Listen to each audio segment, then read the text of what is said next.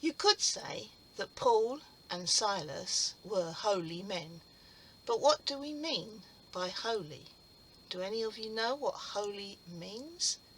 Have a think about it. Have a guess.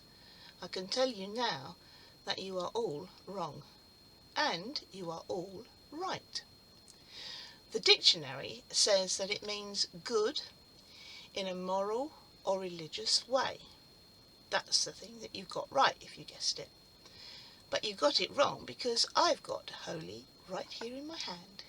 Here it is, look. Holy. It's got a hole in it. Get it? Holy. Paul was so holy that he even became a saint. Now if you think about saints are depicted by having a halo over their head. Mine's a bit small at the moment, I'm afraid. So, if Paul and Silas were both holy men, what were they doing in prison? You wouldn't think of holy people being put in prison. Well, that is exactly why they were in prison, because they were holy.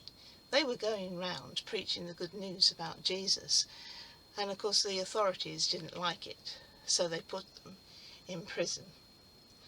You see, the Jewish people were intent on sticking to the law. You had to obey the law if you were a Jew. It was the only way you could become a good person. And they had so many laws that it was sometimes impossible to keep any of them. So they were put in prison. They were tied up with chain, where they would put the chain, because are them being holy, and there were no loopholes like this loophole. They were in chains, all right? So there they are, stuck, tied up in chains, no way out. Were they sad or depressed? No, they weren't. They were rejoicing, they were singing, they were praising God. They may have even been dancing, because they knew that God was looking after them no matter what. And it didn't matter if they were in prison or not, because they knew God was with them all the time. God was always with them. And it didn't matter if they had this chain on them, can't get out. They can't get out. But you see, what they did was they had given their lives to God.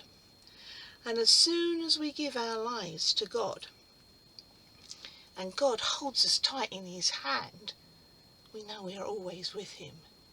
And miraculously, the chains come off. And we are still holy with God. You see, God wants us to trust him. God wants us to know that he is always with us, no matter what the circumstances.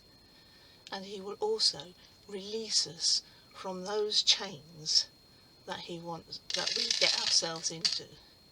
You see, God wants us to be holy.